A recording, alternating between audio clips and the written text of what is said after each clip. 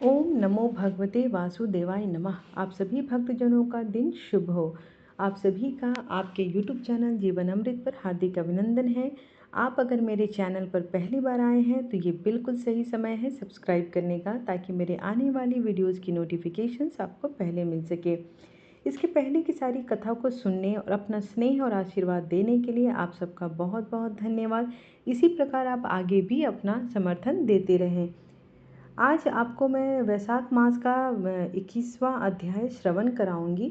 इसके पहले के अध्याय अगर आप नहीं सुन पाए हैं तो इसके प्लेलिस्ट का लिंक डिस्क्रिप्शन बॉक्स में दे दूंगी, आप वहां से जाकर इसे बिल्कुल सुन सकते हैं। तो चलिए बिना देर किए आज के अध्याय का प्रारंभ करते हैं।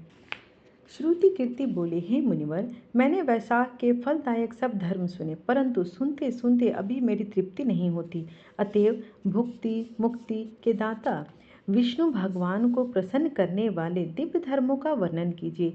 राजा के इन वचनों को सुन अति प्रसन्न हो श्रुतदेव बोले, हे राजन, मैं पाप को नष्ट करने वाली एक कथा फिर कहता हूँ, तू चित्त लगाकर सुन। यह वैशाख के धर्म संबंधी मुनियों द्वारा प्रसिद्ध है। पंपा तीर पर एक शंख नाम का एक महायशस्वी ब्राह्मण सिंह के बृहस्पति में गोदावरी नदी के किनारे आया और भीमरथी के पार कंटक युक्त और पहाड़ी वन में गया, जहाँ ना कोई मनुष्य था ना जल ही था। ऐसे वैशाख के ताप से कठिन मध्याह्न के समय वह ब्राह्मण वृक्ष की छाया में बैठ गया।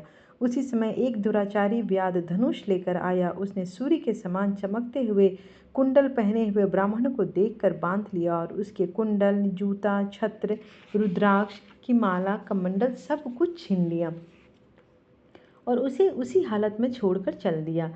तब वह ब्राह्मण उस दुष्ट से छुटकर नंगे पग धूप से जलती हुई रेती में चलने लगा, जहाँ पीने को जल तक नहीं था। पांव जलने से बहुत व्याकुल होकर बैठकर हाय हाय करने लगा, जिसको सुनकर वह व्याध शीघ्र ही उसके पास आया और मुनि को दुखी व्याकुल देख उसके हृदय में दया उत्पन्न हुई और सोचने लगा कि उसके नए जूते तो मैंने ही लिए हैं। अतः उसने उस ब्राह्मण को, जिसके पांव धूप से जल रहे थे, अपनी पुरानी जूती दे दी। उन जूतों को लेकर ब्राह्मण अत्यंत सुखी होकर व्याध को आशीर्वाद देने लगा कि तू सुखी हो, तूने वैशाख में जो यह दान दिया है इससे तेरे पुण्य उदय हो जाएंगे, जिसके प्रभाव से भगवान विष्णु प्रसन्न हो जाते हैं। ऐसे वाक्य सुनकर व्याध अत्यंत विस्मित हो ब्राह्मण से बोला, हे महाराज, मैंने आपकी वस्तु लेकर पुरानी दी है, भला इसमें मेरा क्या पुण्य है? हे ब्राह्मण, वैशाख धर्म क्या है और हरि कौन है, यह आप मुझसे कहिए। व्याध के ऐसे वचन सुनकर शंख प्रसन्न हुए और वैशाख की प्रशंसा करने लगे कि सब धर्मों का फल तो जन्मांतर से मिलता है, परंतु वैशाख में इस पापाचारी दुर्बुद्धि दुरात्मा व्याध ने पात्र दान किया, जिसके फल से तत्काल सद्बुद्धि हो गई। संपूर्ण दान, तप, बड़े बड़े यज्ञ तथा तीर्थ यात्रा करने से भगवान विष्णु प्रसन्न नहीं होते, परंतु वैशाखोक्त धर्म करने से प्रसन्न होते हैं। इस माधव मास में जो कृत्य थोड़े से धन से सिद्ध होते हैं, वह बहुत खर्च करने पर अथवा दान करने पर भी नहीं होते। इस मास में ताप नाश करने वाली पादुका तूने मुझको दी है, जिससे भगवान तेरे ऊपर प्रसन्न हो गए। अब मुझे कल्याण की प्राप्ति होगी। ऐसा कहकर उसी समय मृत्यु द्वार प्रेरित बड़ा बलि सिंह व्याध के वध के लिए अत्यंत क्रोध पर दौड़ता आया। बीच में दैव योग से देव कल्पित हाथी को देखकर पहले आपको मारने का महान उद्योग करने लगा। उस वन में उन दोनों सिंह और हाथियों का ऐसा संग्राम हुआ कि दोनों थक कर गिर पड़े और दोनों एक दूसरे को देखते पड़े रहे।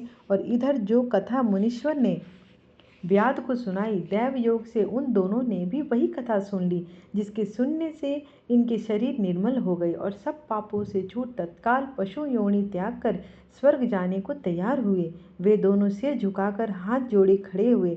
फिर धर्मोपदेश मुनिवर मार्ग में व्याध के निमित्त उन्हें देख विस्मित हो पूछने लगा, तुम कौन हो? तुम्हारा जन्म दुष्ट योनि में क्यों हुआ? अकारण ही वन में एक दूसरे को मारने को क्यों उद्यत हो? तुम्हारी मृत्यु कैसे हुई? हे निष्पापों, सब कथा विस्तार पूर्वक मुझसे कहो। इस प्रकार 21वां अध्याय समाप्त हुआ।